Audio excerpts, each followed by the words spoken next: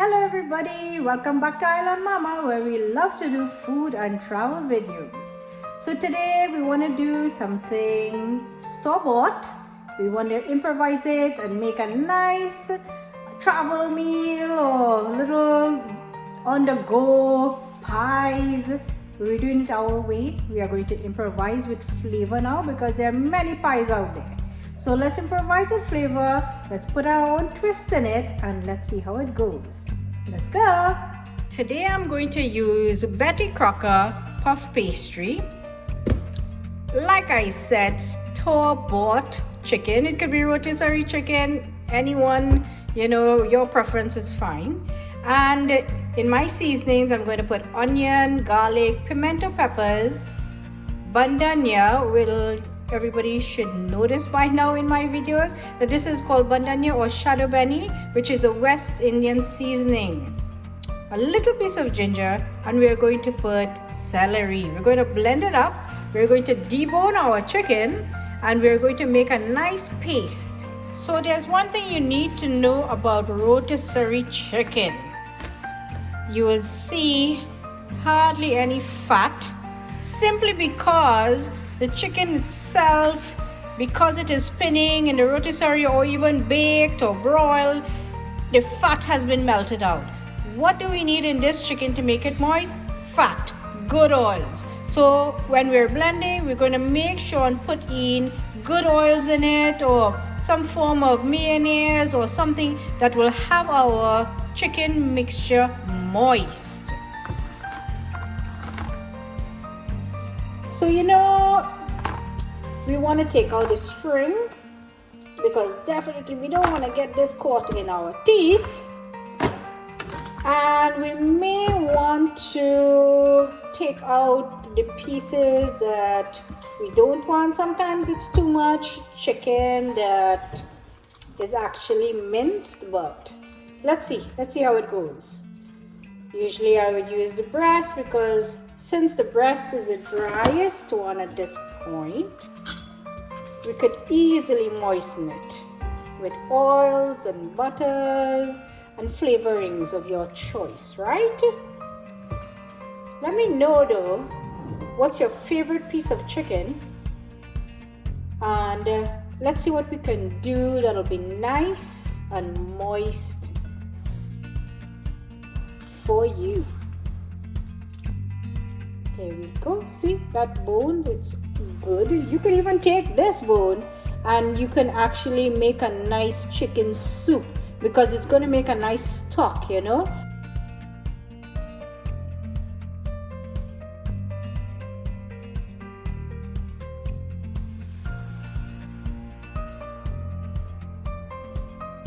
Let's try something by doing our chicken pieces first because they are big pieces,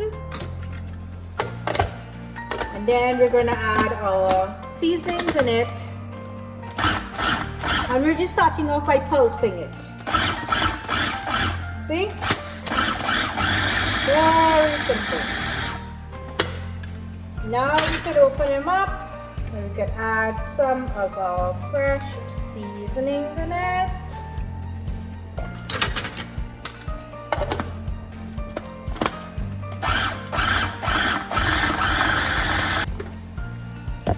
And let's see that texture in there now, guys. This is what we want. This texture that's very soft and smooth.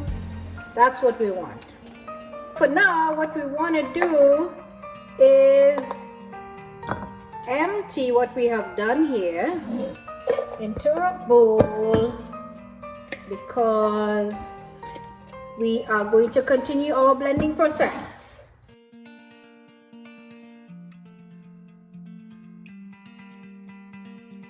And this is what it looks like. See? Pretty beautiful colors, bright, and you know what they say about colors and food now? It has something in it that's good for you. Let us take a look at our finished product. As you can see, it does not look moist. If you feel it, you will feel the texture, it's dry. What am I going to do today? Let's add this baby sesame oil. And to 3 cups of minced chicken, I will put that amount, which is, I would say, 3 tablespoons of sesame oil. I'm also going to add some hot sauce because in the West Indies we love hot sauce. If you love it, give me a thumbs up. I am going to add hot sauce just for my flavor. And I would normally add mayonnaise or something of that nature. Today we have this guy. And let's see, 2 tablespoons of mayonnaise or salad dressing of your choice. Sometimes I'll put in a little bit of coconut oil as well for flavor.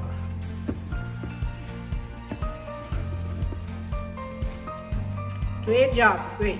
We're going to crack an egg and we're going to paste it on our puff pastry, fill it with our meat, and then put it to bake.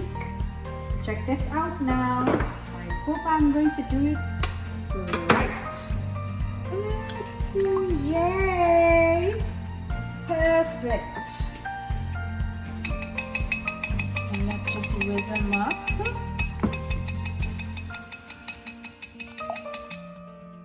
There we go. Beautiful. And as we put this aside and we open our box, this is what it looks like. You're going to get 2 of this baby in this box. Sometimes, it depends on what box that you're buying. You'll get 1 of this, but we got 2. So I have already opened 1. And this is how it looks. It is already wrapped in the wax paper. Very easy. So you know what? This easy peasy 1, 2, 3 means that you don't even have to knead flour and make your pastry. It's already made. So let's do this. And for me, I want to make small pies, so it'll be easy to go, and we'll ensure that it's all done. So I'm going to cut it in quarter. And then because we do triangles, however, we don't have to do triangles. We could just improvise and see how we want to fold it. It's all going to be good in any case. So let's do 1 food. Normally, like I say, if they square it off, then it's going to be easy to fold it. See? There you go. And guess what? I'm working in another kitchen today, so I do not have my pastry brush. What do?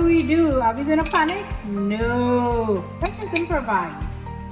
And this is what we do, is we improvise. So easy, guys. It's easy to improvise on things. I don't think it's worth panicking. If we don't have something, we need to just substitute. Make life easy, There you go. I like puff pastry simply because it's less work, less time invested, quicker time to eat your meal, and it tastes so good. And then let's take some of our meat.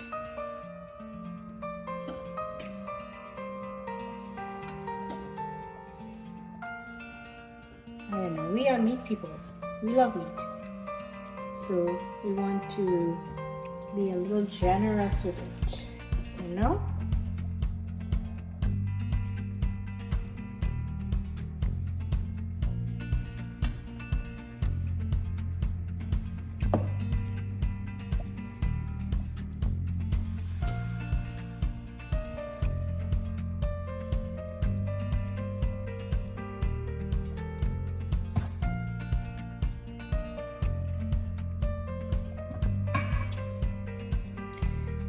And now we want to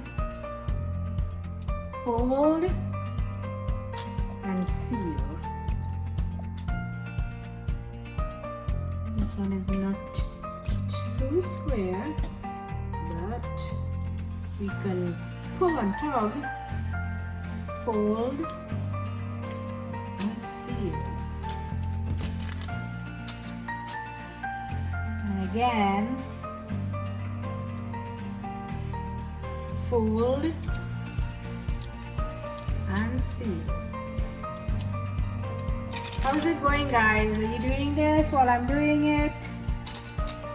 I think you need to try. You know, nothing is a failure actually in my kitchen, and I hope that's the same for you, because it all has flavor. It is all homemade, and we have a family of hungry bellies that's just waiting for this delicious, soft, flaky pie. So now we have reached our squares. What we want to remember now is to seal it by taking our fork and just sealing our edges. Because I did it with my fingers, but sometimes it just loosens out as it bakes, because it is puff pastry, so it puffs. It's going in our tummies. Good stuff. And we also want to take our egg wash and paste it on top, and that's going to give it a nice golden color on the top of it when it is finished. Again, I am not baking in my own kitchen, so I do not have my utensils with me. So please forgive me for this. But like I said, it's all good. It's good to experiment with things. It's good to improvise.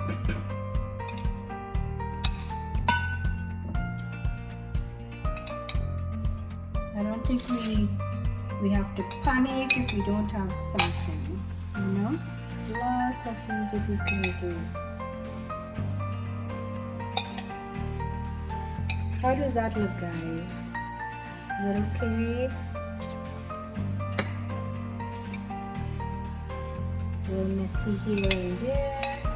So we're going to put it in our preheated oven, 355 degrees Fahrenheit, and we're going to wait until it gets golden brown. Let's go now. Come on.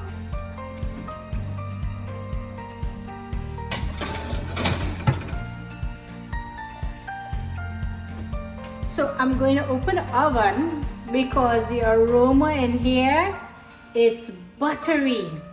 It's like crisp. I'm smelling that crispy, buttery, flaky something in the air. I don't know, but it's really smelling so good. Oh my goodness, look at that. That is absolutely gorgeous. Oh boy, I'm so excited because it's done. Wow, look at this. It's so flaky. Perfect color. And let's go in for the crunch. Wow. Smells delicious. That aroma of that sesame oil, I just love it.